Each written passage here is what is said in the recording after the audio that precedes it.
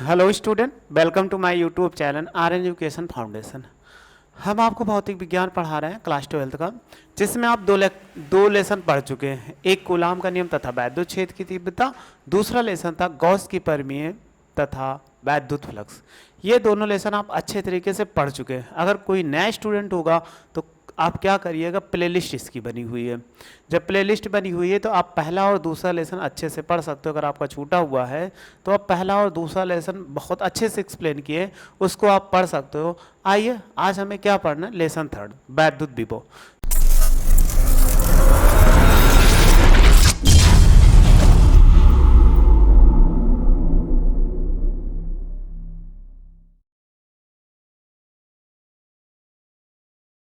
देखो वैद्युत विभव होता क्या है, इसको हम सीखते हैं।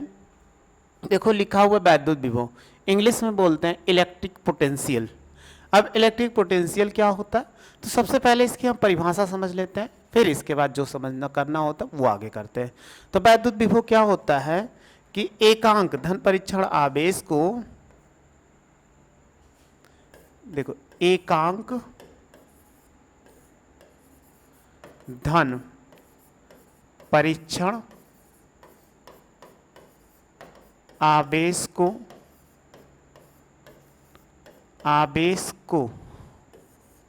अनंत से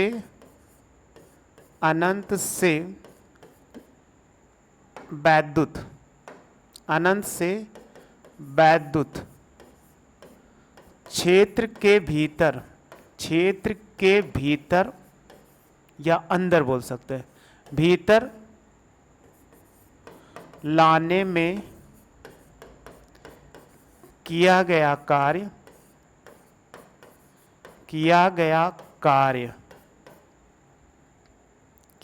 दो बार लिख दिया, एक सेकंड। किया गया कार्य उस बिंदु पर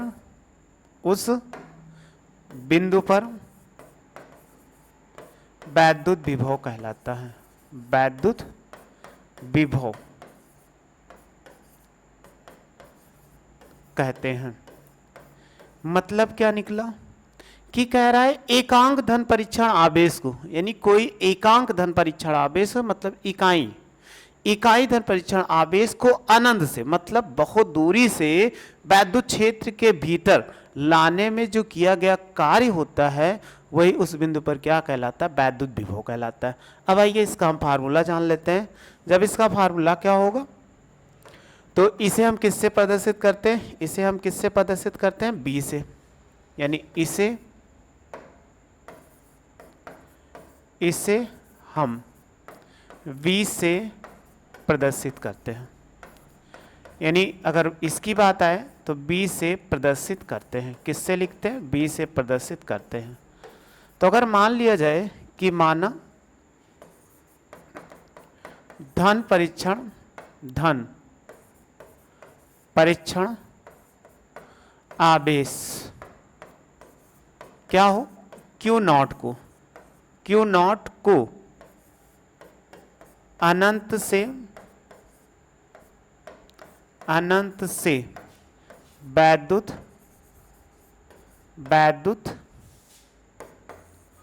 क्षेत्र के भीतर लाने में किया गया कार्य W है। अगर अनंत से लाने में किया गया कार्य W हो तो उस बिंदु पर वैद्युत विभव, अगर उसमें निकालते उस बिंदु पर वैद्युत विभव क्या होगा उसकी गणना कर लेते हैं। तो देखो अगर हमें किसी बिंदु अनंत से लाने में किया गया कार्य क्या हो, W हो, तो वैद्युत विभव B बराबर होगा W बट्टी क्या हो जाएगा, Q नॉट। ये इसमें कह रहा है कि उन बिंदुओं के बीच लाने में किया गया कार्य क्या था, वैद्युत अनंत से, तो अनंत से लाया गया एकांक धन परीक्षण, तो वैद्युत क्षेत्र के भीतर लाने में किया गया कार्य कितना हुआ, W हुआ। तो W कार्य हुआ, तो इसी को कह रहा है कि लाने में किया गया कार्य उन बिंदुओं के बीच वैद्युत विभव कहलाता है। अब आप पहले इसका स्क्रीनशॉट ले लो, फिर और हम देखते हैं।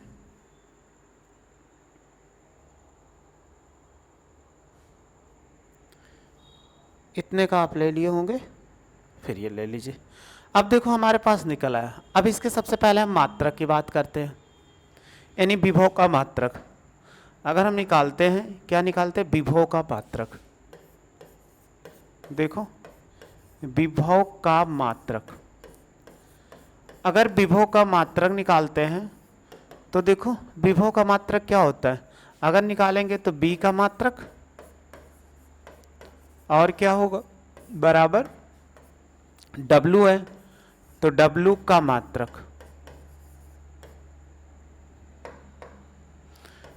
मात्रक और बटे क्या होगा Q नॉट का मात्रक। Q नॉट का मात्रक मतलब आवेश का मात्रक। इसका मात्रक निकालेंगे तो देखो कितना हो जाएगा B का मात्रक। कार्य का मात्रक क्या होता है बोलो? जूल, बताया गया होगा आपको क्लास। और Q का मात्रक क्या होता है? कूलाम होता है। तो ये हो जाएगा जूल प्रति कूलाम।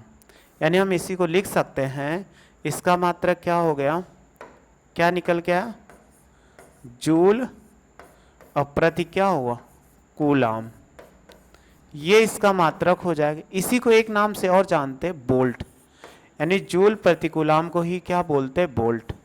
ये क्या, 1 जूल प्रति कूलाम बराबर 1 बोल्ट, यानी 1 बोल्ट बराबर 1 जूल प्रति कूलाम होता है। अब आपसे पूछा जाए बोल्ट की परिभाषा क्या होगी, क्योंकि अब हमारे पास निकला है मात्रक, तो अब पूछा जाए बोल्ट किसे कहते हैं, तो बोल्ट क्या है? तो बोल्ट हम बताएंगे किसका मात्रक है। विभव का मात्रक क्या होता है? बोल्ट होता है। लेकिन इसकी परिभाषा दीजिए तो आप कैसे देंगे, क्योंकि हमेशा परिभाषा इसमें पूछा जाता है या परिभाषा बन रही है। तो देखो कैसे परिभाषा देंगे। नीचे के लिए क्या? एकांक। देखो एकांक,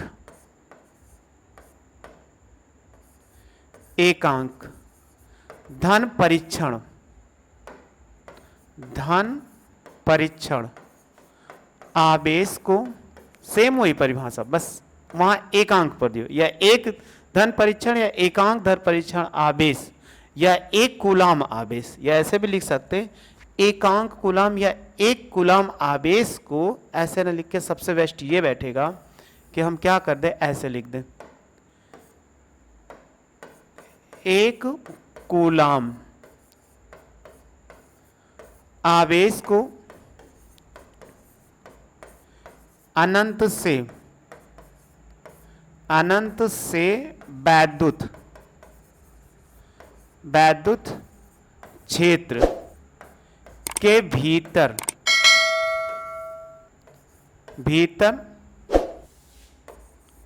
लाने में किया गया कार्य क्या हो? 1 जूल हो। 1 जूल है या हो तो उस बिंदु पर वैद्युत विभव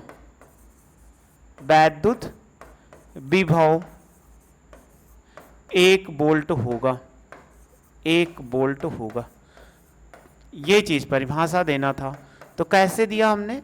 देखो सबको 1 मान लिया। क्या मान लिया? 1 कूलाम आवेश था, इसको मान लिया 1 कूलाम आवेश को कहां से ला रहे थे? अनंत से लाने में अगर किया गया कार्य क्या हो? 1, देखो कह रहा है किया गया कार्य क्या हो? 1 जूल हो। मतलब ये कार्य जो 1 जूल हुआ और यहां पर क्या था? 1 कूलाम आवेश था, तो यहां पर विभव कितना होगा? 1 वोल्ट हो जाएगा। तो ऐसे हम किसी की परिभाषा बना सकते हैं। अब इसका स्क्रीनशॉट ले लो आप।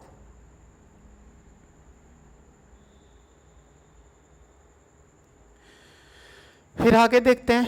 अभी इसका हमें बीमा बचा हुआ, मात्रक तो हो गया। अगर विभव की बीमा निकालते हैं, विभव की बीमा, देखो अगर बीमा की बात करें तो विभव की बीमा क्या होगी? तो देखो बीमा अगर निकालते हैं तो अभी क्या निकालना है? V की बीमा बराबर क्या होगा? W की बीमा। यही तो होगा, क्योंकि W/Q होता है और नीचे क्या होगा? Q नॉट की बीमा। अब इनको निकालो, W की बीमा क्या हो, W का मतलब क्या होता है, कार्य। कार्य की बीमा आपको याद होगा, नहीं याद है तो याद कर लीजिए, mL2T-2 हो जाएगा। आवेश की बीमा क्या होता है, TA होता है। अब अंश में लेके जाओ इसको, अगर अंश में ऊपर लेके जाएंगे तो ये कितना बन जाएगा, mL2T-2 हो जाएगा। ऊपर ले जाएंगे T-1 A-1। अब जो समान पद है वो उसके साथ जुड़ जाएगा, तो लिख सकते हैं mL2 T-2 T-1 तो जुड़ के -3 हो जाएगा और A-1, ये इसका क्या हो जाएगा, यानी B की बीमा, यानी विभव की बीमा हो जाएगा। अब हम B का मात्रक भी निकाल सकते हैं, B का MKS पद्धति में मात्रक, पद्धति में मात्रक। अगर आप मात्रक निकालो तो क्या हो जाएगा, अगर इसमें मात्रक निकालते हैं तो आपको बताए थे, अगर m का मतलब मास, तो मास का क्या होता है, किलोग्राम, यानी द्रव्यमान हो गया किलोग्राम। फिर l का मतलब लेंथ, लेंथ का मतलब क्या होगा, लंबाई, लंबाई का मात्रक मीटर। पावर हम कम नहीं करेंगे, ये स्क्वायर। t का मतलब टाइम, टाइम क्या क्या होता है, सेकेंड। पावर जो है वही लिख देना, -3। लास्ट में a से क्या होता है, एम्पियर होता है। एम्पियर की पावर कितना हो जाएगा, -1। ये ऐसे m के इस पद्धति में हम क्या लिख सकते हैं, मात्रक। इसका आप स्क्रीनशॉट ले लो। अब आपको समझ में आ चुका होगा इसमें क्या क्या पूछा गया, वैद्युत विभव किसे कहते हैं। इसके बाद हमने पढ़ा कि वैद्युत विभव का मात्रक क्या होता है, 1 वोल्ट।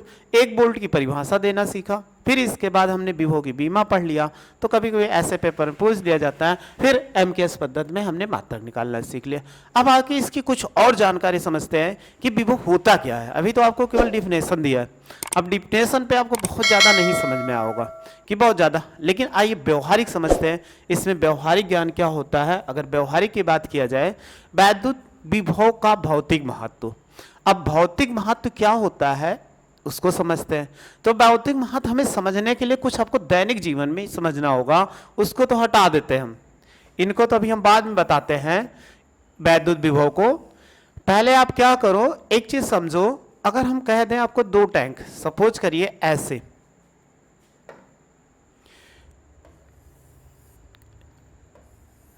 ये एक टैंक है, ठीक, और एक दूसरा टैंक इसी के बगल बना दे, एक ऐसे है, इसमें सपोज कर लीजिए पानी पूरा भरा हुआ है।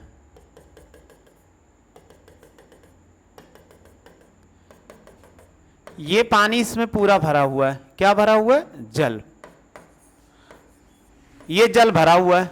अब आप क्या कर दो, यहां तो कहीं जुड़ा हुआ नहीं था, लेकिन इनको क्या कर दीजिए, थोड़ा सा जोड़ दीजिए। जब आप जोड़ दो, किसके द्वारा, पाइप के द्वारा। जब आप पाइप के द्वारा जोड़ोगे तो इनको ऐसे हमने क्या कर दिया, पाइप के द्वारा जोड़ दिया। अब जोड़ देने पे क्या देखोगे, बोलो क्या होगा, जोड़ने के बाद क्या होगा, अभी तक नहीं जुड़ा था, लेकिन अब इनको हमने जोड़ दिया। ये पूर्ण रूप से क्या था, खाली था बर्तन। अब खाली था ये बर्तन, ये पूर्ण रूप से भरा हुआ था और ये पूर्ण रूप से क्या था, खाली था, यानी दूसरा बर्तन। अब कहोगे क्या होगा, आप सोचिए इसमें क्या होगा। सभी जानते हैं, कोई भी कहा जाएगा, कहेगा कि पानी एक बर्तन से दूसरे बर्तन में जाने लगेगा। सिंपल सा है, क्योंकि बर्तन यहां आप जोड़ दिया गया था तो अभी तक पानी नहीं जा रहा था। अब दूसरी तरफ क्या होगा, पानी जाने लगेगा।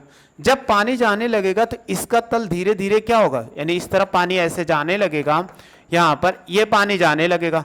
तो अब बताइए, पानी धीरे धीरे जाते जाते कुछ समय पश्चात आप क्या देखोगे, क्या देखोगे कि इसी पे अगर हम दूसरा एक फिगर और बना ले, इसी बर्तन का,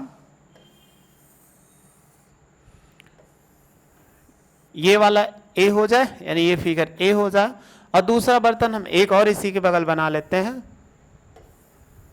ऐसे हो गया। इनको जोड़ा गया है किसके द्वारा, कि इनको जोड़ा गया है किसी पाइप के द्वारा। अब आपने यही कहा कि इसमें पानी क्या हुआ, एक बर्तन से दूसरे बर्तन में जाना प्रारंभ हो गया। अब हम आपसे पूछें कि ये पानी का जो बर्तन है भरा हुआ इस टैंक से दूसरे टैंक में कब तक जाएगा, तो आपका जवाब तो कुछ ना कुछ होगा, ना होगा तो सोचो क्या होगा। आप जानते होंगे, आपने दैनिक जीवन में घर पे भी प्रयोग किया होगा। नाली से जोड़कर एक पानी से खेत, अगर खेत की सिंचाई कर रहे हो तो एक सिंचाई कर देने पर एक खेत की तरफ दूसरा पानी भरा हुआ ज्यादा और दूसरी तरफ क्या कम पानी भरा हुआ है। तो जब आप देखते हो अगर दोनों को खोल दिया जाए तो पानी का प्रवाह कब तक होगा, जब तक दोनों तरफ पानी क्या हो, बराबर ना हो जाए। सेम उसी प्रकार इस टैंक में क्या होगा, पानी इधर से इधर जाने लगेगा। तो ये छोटा था, ये बड़ा था, ये छोटा था, उनके आकार से कोई मतलब नहीं कि आकार से कोई मतलब है। केवल क्या होगा कि ये पानी जाना चालू कर दिया।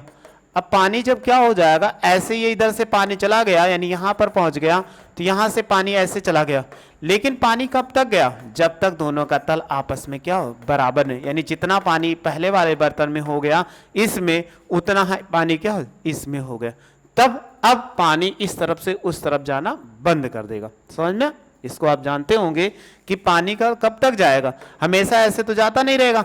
अब यहां तक था, इसमें इसके तक पानी भर गया, तब दोनों का तल क्या हो गया, पृथ्वी तल से अगर देखा जाए दोनों का तल पानी का बराबर हो गया। जब दोनों का तल पानी से बराबर हो गया तो पानी का बहना रुक जाता है। ठीक, ऐसे आपने और भी देखा होगा कि जब हम क्या करते हैं, उष्मा, उष्मा का मतलब एक वस्तु को क्या कर दिया जाए, गर्म वस्तु यहां पर रख दिया जाए, ये गर्म वस्तु हो, और इसके बाद दूसरी क्या हो, वो ठंडी हो, यानी इससे कम ताप पर, यानी कम ताप पर ठंडी मान लेते हैं हम। ठीक है, अगर ये ठंडी वस्तुएं हैं, इन दोनों को आपस में लाके ऐसे एक दूसरे को स्पर्श करा दो। जब स्पर्श करा दोगे तो उष्मा कहाँ से, उच्च ताप से निम्न ताप की ओर चलने लगेंगे। यानी ये गर्म है उच्च ताप पर, ये कम है दूसरा वाला, तो उच्च ताप से निम्न ताप की ओर चलने लगेंगी। ये कब तक जाएंगे, जब तक दोनों का ताप बराबर ना हो जाए। ठीक, आज समझ में? जल में वैसे होता है, ऐसे उसमें ताप में भी होता है। उष्मा का स्थानांतरण कब तक होगा, जब तक दोनों का उष्मा आपस में क्या ना हो जाए, बराबर ना हो जाए, तब तक उष्मा का स्थानांतरण धीरे धीरे होता रहेगा। तभी रुकेगा जब उष्मा आपस में दोनों के ताप समान हो जाएंगे जल पे। लेकिन हमें क्या पढ़ रहे हैं, वैद्युत विभव। अब वैद्युत विभव को समझते हैं। एक से इसको हम रफ कर देते हैं, ये तो आपको ऐसे दैनिक जीवन में था।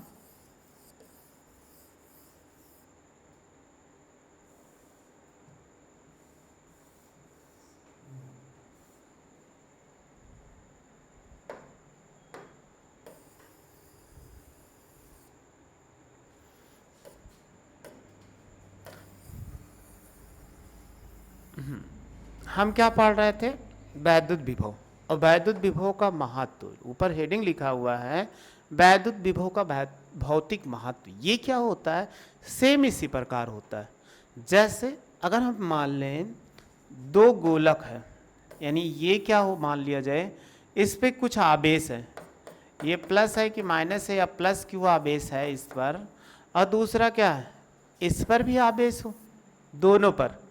तो इस पर भी आवेश होगा, ये प्लस क्यू या माइनस क्यू है, लेकिन इस पे आवेश कितना है, ज़्यादा है, और इस पे आवेश क्या है, कम है। अब जब इनको क्या करो, किसी चालक के तारण द्वारा जोड़ देंगे तो ये क्या, आवेशों का स्थानांतरण होने लगता है।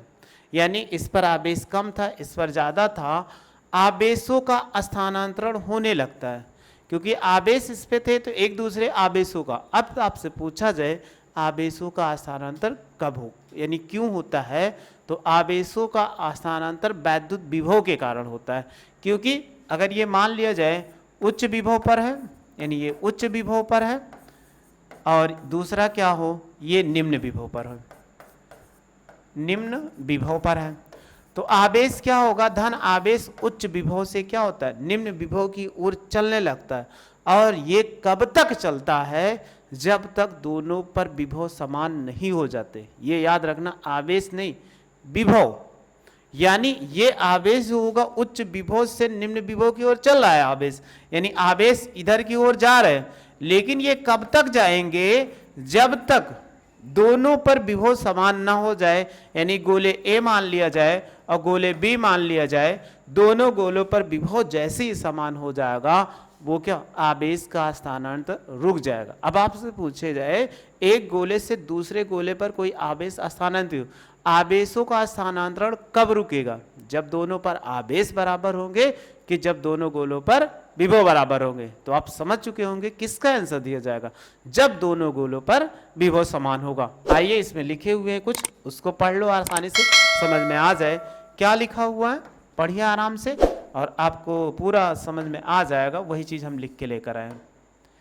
देखो कह रहा है, क्या कह रहा है, यदि भिन्न भिन्न आवेशों के वैद्युत विभव वाली दो चालकों वस्तुओं को परस्पर संपर्क में लाया जाए, यानी एक दूसरे को संपर्क में, तो आवेश तब तक प्रवाहित होता है जब तक दोनों वस्तुओं के विभव समान नहीं हो जाते। क्या? विभव समान नहीं हो जाते। क्या कहा गया कि कब तक आवेश प्रवाहित होगा? जब तक विभव समान नहीं हो जाएगा। याद रखना, कभी ये मत कहना कि आवेश समान नहीं हो जाए, क्योंकि इंपॉर्टेंट क्वेश्चन है, पूछा जाता है दो चालक थे, आवेश का आसान कब तक होगा? तो आप याद रखना, जब तक विभव समान नहीं हो जाते। जैसे विभव समान हुआ तुरंत आवेशों का स्थानांतर। एक चीज और लिखा हुआ है, धन आवेश सदैव ऊंचे विभव से नीचे विभव की ओर, यानी धन आवेश जो होता है उच्च विभव से निम्न विभव की ओर चलता है, तथा ऋण आवेश सदैव कह रहा है कि नीचे विभव से ऊंचे विभव की ओर चलता है। यानी धन आवेश जो होगा वो उच्च विभव से निम्न विभव की ओर, तथा ऋण आवेश जो होगा वो निम्न विभव से उच्च विभव की ओर चलता रहेगा। तो आवेशों का स्थानांतरण कब रुकेगा? जब दोनों पर विभव समान हो जाएंगे। ये इतना याद रखना। फिर आगे टॉपिक देखते हैं। हमारे लिए विभवांतर, विभवांतर क्या होता है? सेम अभी परिभाषा पढ़ा था विभव का, उसी से परिभाषा बना देना है। आइए हम उसी से परिभाषा इसकी बना देते हैं।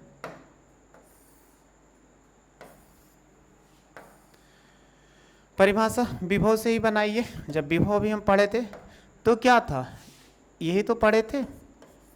देखो उसको अगर आपने पढ़ा था उसी से, एकांक धन परीक्षण आवेश को वहां पर क्या कहा गया था? अनंत से, यहां अनंत से नहीं, एकांक धन परीक्षण आवेश को वैद्युत क्षेत्र में क्या करें? एक बिंदु से दूसरे बिंदु तक, एक बिंदु से दूसरे बिंदु तक ले जाने में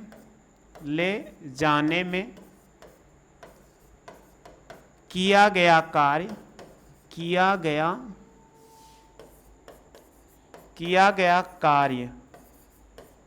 कार्य उन बिंदुओं के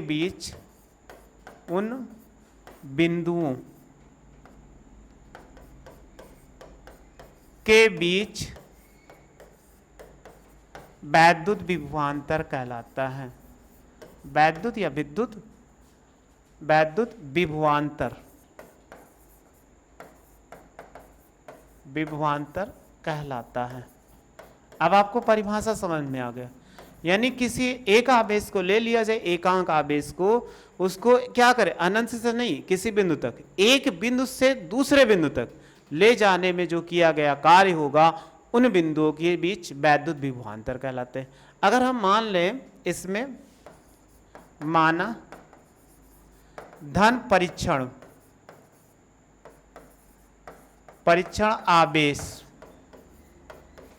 आवेश Q नॉट को बिंदु B से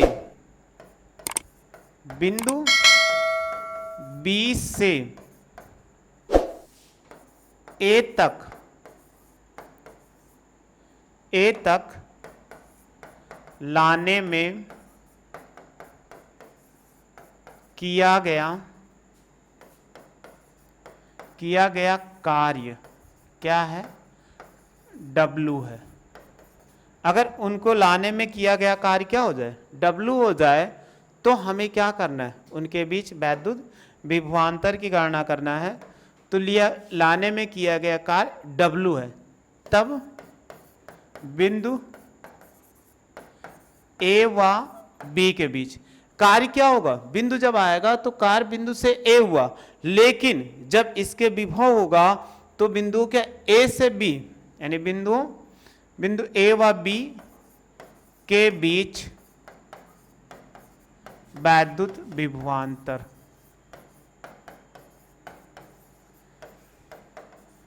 वैद्युत विभवांतर। तो क्या होगा, अगर एक बिंदु पे था बी ए माइनस कितना हो जाएगा बी बी, अब बराबर क्या लिख सकते हैं W बटे क्यू नॉट, ये तो इसका हो जाएगा, यहाँ पर इसके लिए इतना हो जाएगा। तो यही कहा गया वैद्युत विभवांतर। यदि हम मान लें कि हमारा क्या हो, यही मान लिया जाए, क्या मान लिया जाए, यदि क्यू नॉट क्या हो, क्यू नॉट आवेश कहाँ पर है, आवेश अनंत पर है, अनंत पर हो, तो आप क्या लिख सकते हो, बी बी के स्थान पे बी इनफाइनाइट बराबर कितना 0, यानी अनंत पर विभव कितना हो जाएगा, शून्य हो जाएगा। जब शून्य हो जाएगा तो बी ए बराबर कितना लिख सकते हो W बटा क्यू नॉट, ये हो जाएगा इनके बीच का विभव। तो हम ऐसे भी लिख सकते हैं, इसी को डेल्टा बी करके भी लिख सकते हैं, ये डेल्टा बी हो जाएगा। अब इसके मात्रक की बात करते हैं, विभवांतर का मात्रक क्या होता है, वैद्युत विभवांतर का मात्रक। तो मात्रक जो होता है, जो वोल्ट का होगा, विभव का होगा, वही इसका होगा। तो क्या होता है, अभी आपको बताए थे वोल्ट, और क्या बताए थे जूल और प्रति कूलम। बीमा की बात करते हैं तो बीमा क्या होगा, यानी मात्रक सेम होगा, मात्रक में कोई अंतर नहीं होता है, क्योंकि दो विभव का अंतर विभवांतर कहलाता है, सिंपल सा यही है, दो विभव। अगर इसकी बीमा की बात करते हैं, यानी विभवांतर की बीमा, विभवांतर, विभवांतर की बीमा निकालो की बीमा, तो विभवांतर की बीमा जो होगी वो किसके बराबर होगा,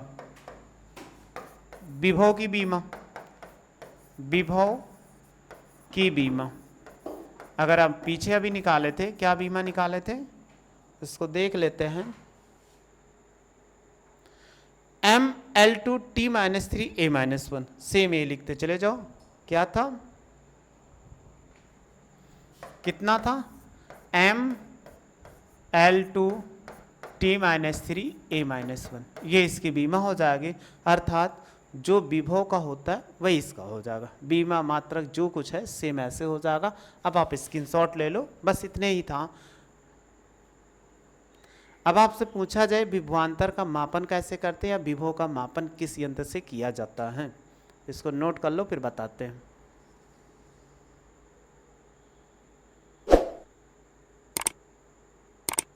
इसका स्क्रीनशॉट ले लिए।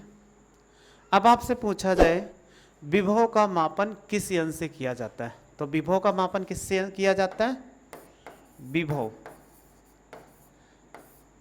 या विभवांतर। किसी चालक में अगर पूछा जाए तो विभवांतर का मापन किससे करते हैं, नामक यंत्र, तो वो क्या होता है वोल्ट मीटर। यदि कोई तार हो जिसमें धारा प्रवाहित, आवेश प्रवाहित हो रहा है, तो वो मापन किससे किया जाता है, वोल्ट मीटर से ही किया जाता है। यानी विभव का मापन किससे करते हैं, वोल्ट मीटर। वोल्ट मात्रक, विभव का मात्रक वोल्ट होता है, मीटर लगा दो जिससे आपको आसानी से याद हो जाएगा, स्क्रीनशॉट ले लो। ये हो गया। फिर इसके बाद नेक्स्ट टॉपिक देखते हैं, वैद्युत क्षेत्र में दो बिंदुओं के बीच। हाँ, इसको अगर आपने थोड़ा सा और समझ लो, फिगर नहीं बनाया, अगर हमें कह दिया जाए ऐसे, कैसे, इनके लिए कह दिया जाए कि ऐसे विभव था, इनका फिगर अगर हम बना दें तो ऐसे हो गया, यहाँ पर क्या हो जाए, कोई बिंदु था वो हो जाए, अब इनके बिंदु ए हो जाए और ये क्या हो जाए बी हो जाए, इस पे क्यू नॉट आवेश रखा जाए, ये क्यू रखा है जो अपने चारों तरफ क्या करता है, वैद्युत क्षेत्र उत्पन्न करता है। अब आप यहाँ से क्या करोगे, इसको बी से ए तक लाओगे तो ये डब्ल्यू कार्य होगा, तो इनके बीच विभव क्या हो जाएगा, बी ए बी। ये चीज़ हम इसकी परिभाषा ऐसे बना सकते हैं, और इनके बीच जो बल लगेगा वो एफ कैसा लगेगा, राइट साइड, क्योंकि ये भी पॉजिटिव है वो भी पॉजिटिव है। तो ऐसे फिगर हम बनाना चाहते हैं तो बना सकते हैं, नहीं तो बहुत ज़्यादा ज़रूरत नहीं। अब आइए पढ़ते हैं, वैद्युत क्षेत्र में दो बिंदुओं के बीच, यानी वैद्युत क्षेत्र में कह रहा दो बिंदुओं के बीच आवेश को ले जाने में किया गया कार्य, यानी दो बिंदु हो तो उनके बीच आवेश को ले जाएंगे तो कितना कार्य होगा, work done in taking a charge between 2 points in A electric fields, यानी इलेक्ट्रिक फील्ड्स में कह रहा है कि दो बिंदु हैं तो उनके दो बिंदुओं के बीच हम आवेश को ले जाएंगे तो किया गया कार्य कितना हो जाएगा। तो अभी आपने परिभाषा पढ़ा था, क्या परिभाषा पढ़ा था, देखो वैद्युत क्षेत्र में दो बिंदुओं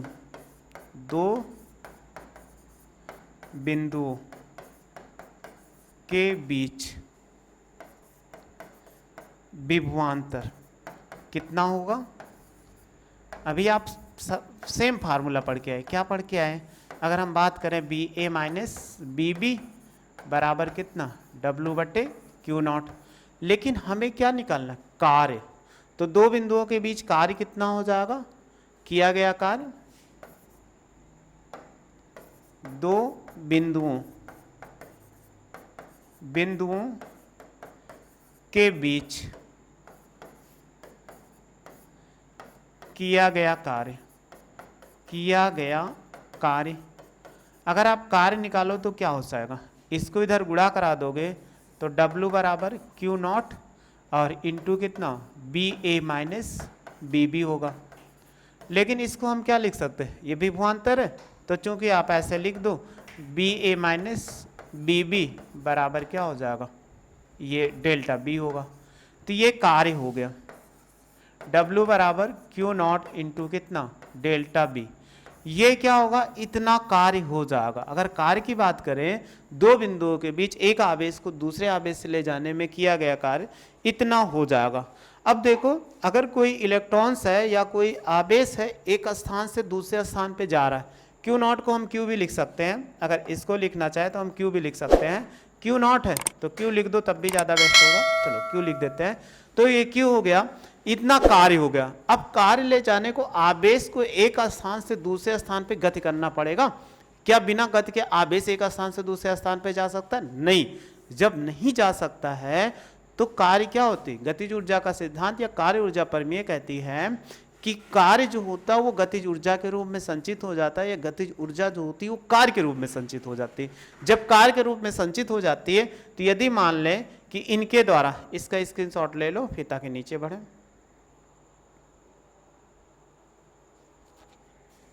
देखो कार्य ऊर्जा प्रमेय से यदि आवेश को की गतिज ऊर्जा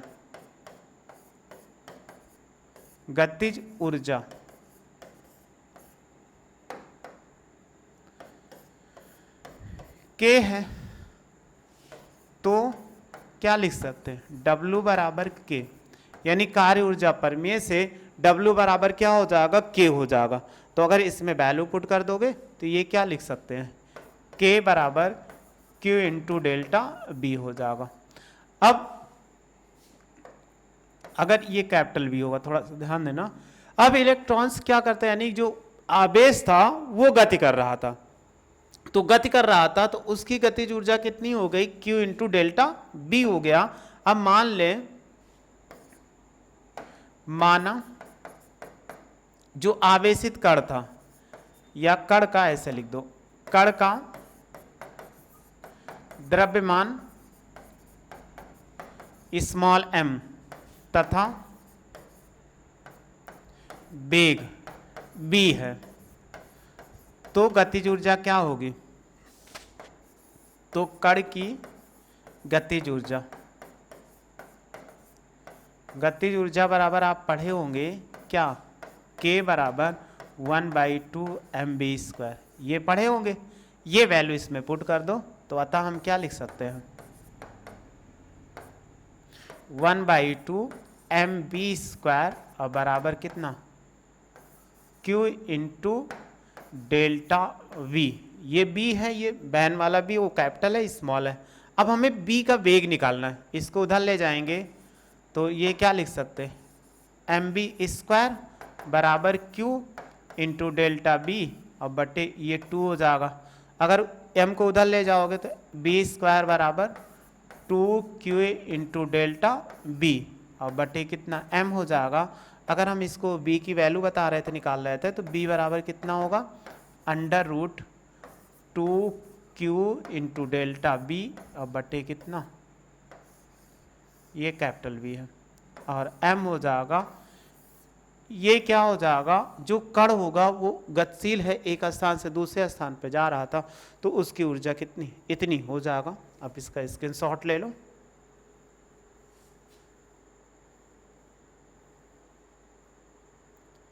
हाँ, ये नहीं लिए थे, चलो फिर से ले लो अगर नहीं लिए थे।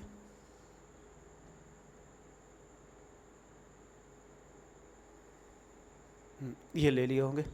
तो आपको समझ में आ गया होगा कि विभवांतर क्या होता है, अच्छे से समझ में आ गया। विभव भी क्या होता है, इनको विभव के एक स्थान से दूसरे स्थान को आवेश ले गया तो उसको कितनी ऊर्जा संचित हो जाएगी, W बराबर Q इंटू V, और उस पर जब आवेश को एक स्थान से दूसरे स्थान पे ले जाता है तो गतिज ऊर्जा कितनी होगी। इतना आप समझ चुके हैं। आगे जो है वो नेक्स्ट वीडियो में लाएंगे।